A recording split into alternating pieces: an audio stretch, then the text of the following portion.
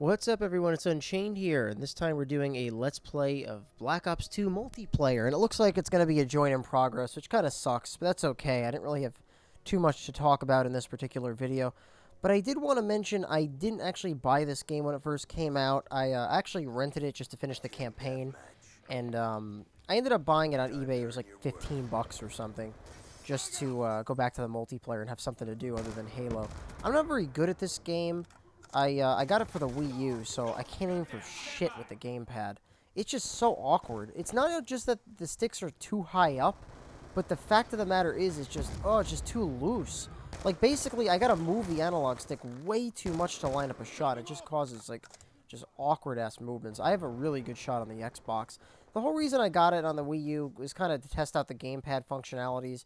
I honestly just wanted to play a first-person shooter on the Wii U that wasn't Zombie U. Although, I liked that game. That actually wasn't a bad game. A lot of people hated it.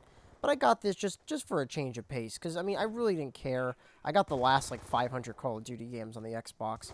So, what difference does it make if I change it up and get this one on the Wii U? But let's talk about that for a minute. Speaking of 500 games, while I get picked off from the same spot 10 times. Call of Duty comes out every single year. Now, I'm not a complainer. I'm not going to start, like, rambling about how Call of Duty sucks and how it never changes.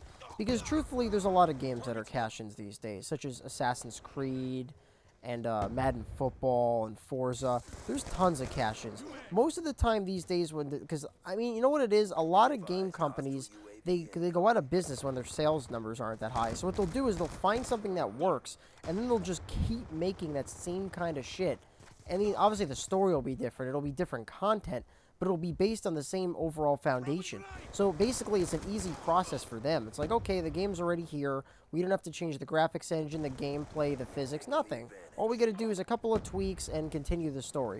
So it's just essentially continuing what they already started. And that's kind of cheap, I gotta be honest. But, you know, the reason I play Call of Duty is because, let's face it, the gameplay is slick. It runs at a solid 60 frames a second. It's addicting, and it takes a long time to max your prestige. And they release downloadable content up until the point the next title comes out. And you know what really bites? The reason I play Call of Duty, just like everyone else does, is because there really isn't anything to compete with it. We sure as hell know Halo 4 isn't competing with this game. I mean, Halo Reach, I think, was a bit more successful.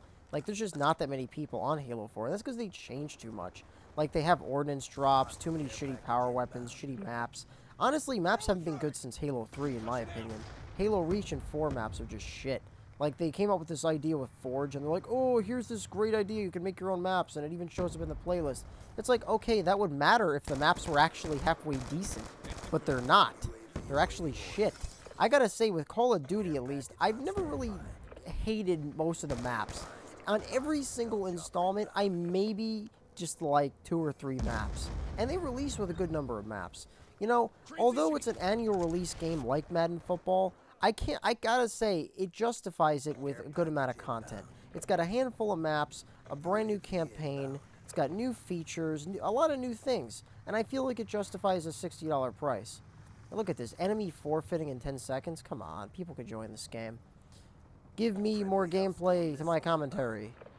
Okay, where is this guy? I don't know this. Okay, I'm retarded. Right, thanks, teammate, because I sure as hell didn't realize he was under me. Or straight in front of my face, whatever I am trying to say. But I'm not a sports game fan, so I'm not going to sit there and talk about why sports games aren't worth 60 bucks.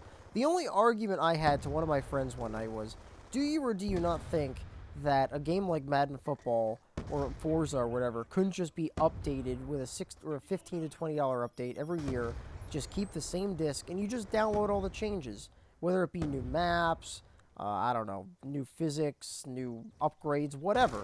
With Call of Duty, I feel like there's so many changes that it kind of... Wow, that was horrible on my part. So many changes that it kind of justifies having to put out a new title.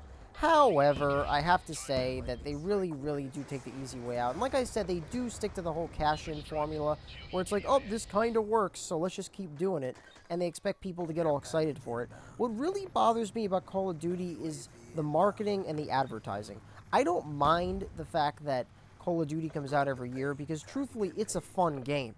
But they don't need to, like, slap advertisement in my face every year. Like, oh, like, for example, on the Xbox Live Marketplace this time around, they have the Call of Duty Ghost multiplayer reveal event. It's like, do you need to tell me about this? Is it going to be different? Am I going to be experiencing a different game here? Like, okay, maybe I'm wrong. Maybe they'll steer me totally in a different direction, and it will be a different experience, and it'll be a totally different game. But I just don't feel like it's going to be different enough worth justifying another purchase. It might be worth a rental, play it for a weekend, and be done with it. Or it could be really good, and I might want to get it on the Xbox One or PS4. It just sucks because most of the big first-person shooters or multiplayer games in general that are coming out this year from the new consoles is mostly ports like Battlefield 4, Call of Duty Ghosts, Assassin's Creed 4 Black Flag. It's like, give me a break. Why don't they have enough new IPs? I want to play Titanfall this year, but we can't, and I'm sad about that. If I got the Xbox One, I would get it with Call of Duty Ghosts and Dead Rising 3. And it sucks because I pretty much can just play Ghosts on the 360 as it stands. I mean, it's a good game. I'm not going to hate on Call of Duty. I'm not a hater when it comes to Call of Duty. I really just wish they would change more around and not try to slap it in our faces. And season passes also bother me. It's like, here you go, you have a community that's been buying your games for years. You sell millions of copies, you make millions of dollars. It's like, is it so much to ask to give the community a free map pack or two? I think I bought one map pack, and I think it was for Modern Warfare 3. I was like, screw it, I'll buy a couple of maps. I haven't bought maps because I was playing the game so much. I was like, alright, let me get some maps. And I gotta be honest, if Call of Duty is like your game, then every year it's like an annual event. It's like a fucking birthday party. Oh, Call of Duty's coming out. Everybody get together, grab some beers, let's play some multiplayer. I guess in that regard, it's kind of exciting. You know, it's good to know something good is coming out every year around the same time. It's usually around, November, December time period around the holidays.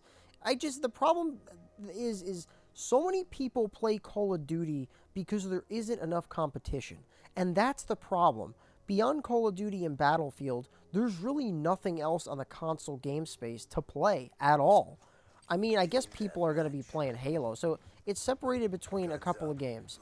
Halo, Battlefield 3, Call of Duty Black Ops 2, and maybe some others that I'm not really aware of.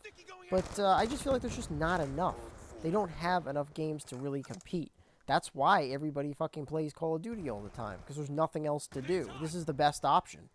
I think Titanfall will give it a run for its money. I think it'll actually take a lot of their players away from Call of Duty and jump onto Titanfall early next year. That's why I'm so excited for Titanfall to come out. I just need a new obsession.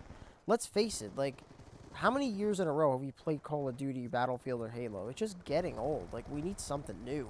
It's really disappointing because this year at E3, they had all these new IPs, some of which had multiplayer, and we didn't even get to see them because they weren't even done. They weren't even ready to show us gameplay. That's why I was really disappointed with this year's E3. I was just like, oh, there's not enough reasons for me to get a console.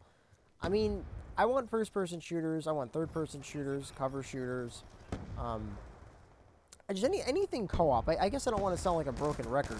Like, I don't only like shooters. I love RPGs, I love adventure games. I don't only like violent games, but it would be great to know that there's some new multiplayer obsessions on the horizon. The only one that I could think of right now, like I said, is Titanfall. But, I don't know, Call of Duty seems to be the best alternative right now. And it's a good game. I mean, I'm not surprised I didn't buy this. Once I beat the campaign, it's like, how much can I possibly play this multiplayer? Most of the time, I don't play multiplayer by myself. The only time I actually can get myself to enjoy it is when I'm playing with friends. So, I don't know. Or unless I'm making a YouTube video, which I started doing earlier with the YouTube channel thing not too long ago. So, obviously, I'll have some more incentive to make some videos. And once again, I am playing this on the Wii U, so my accuracy is going to be atrocious. Why do I have a knife? Like, you know what I did? I think I got rid of my secondary pistol in place of a couple of perks, because I never understood that, like, pick 9 or pick 10 system. Just never explored it. Never cared. I'm like, oh, whatever. How much more could they possibly change? Like, what are they going to have for ghosts? Like, oh, now you can control a dog companion or something? It's like, is that, like, their big thing now? I don't know. It just seems like they have one small gimmick, and they, like, rub it in your face for each game. Like, this one was futuristic. Okay, like, now it's futuristic. They have a couple new vehicles, a couple new weapons, a few new attachments. Alright, that's fine. That's cool. It almost could have been a damn update. And then Ghost is like, oh, now it's edged towards stealth and more depth in the gameplay. Now you have a dog companion. I'm like, oh, please, game, don't base the game on stealth. Please don't base it on stealth too much, because that would just ruin the game. Even though, like, it's the same shit over and over, I at least gotta say I enjoy the campaigns. and I would really rather not have to run around and use my dog to kill people. Like, that's fun once in a while, but it didn't work that well in Dead to Rights, and it sure as hell is not going to work in Call of Duty. Oh, fuck. Just ate a Semtech in the face. I'm actually not doing too bad here. It's really hard to aim with the gamepad, solely because, like, the analog sticks are just so high above the actual controller. It just feels so loose. And, like, I don't know, console gaming has... I mean, the latency is kind of low, but you still have to kind of move a little bit too much just to get your character to turn. So it's a little uncomfortable. Mouse and keyboard's definitely more accurate, but I mean, I've grown up a console gamer, so I'll never transition over. But it's definitely way easier with the Xbox 360 to aim. The gamepad, it's almost like a handicap. But if I hit anything, I'm satisfied. It kind of looks as if I could play normally. Honestly, if I had my 360 controller, I'd jump, I'd be diving around a lot more. But you need to move your thumb like a full inch to get it from the right analog stick over to like the crouch button. It's just really, really awkward. So I'm not crouching, I'm not jumping, because, I mean, I'll totally miss my shots. I'm only jumping or crouching when I absolutely have to. But, you know, that's just bad controller design. But that's a whole other topic. Alright, team, you all got obliterated. Oh, I did attempt to jump there. Oh, fuck. Okay, I managed to get that kill. Luckily, that wasn't the last one, because that was a really, really embarrassing kill. Barely hit my headshot there. Let's see, this guy Pickle. What was your last kill? Let's see how awkward that was. And that's one thing that really bugs me about this game, too. The kill cam just look like crap. Like, that just looks stupid. Oh, 14 and 5. That wasn't bad. I'll take it. Thanks for watching, guys, and tune in for another video of Let's Play Black Ops 2.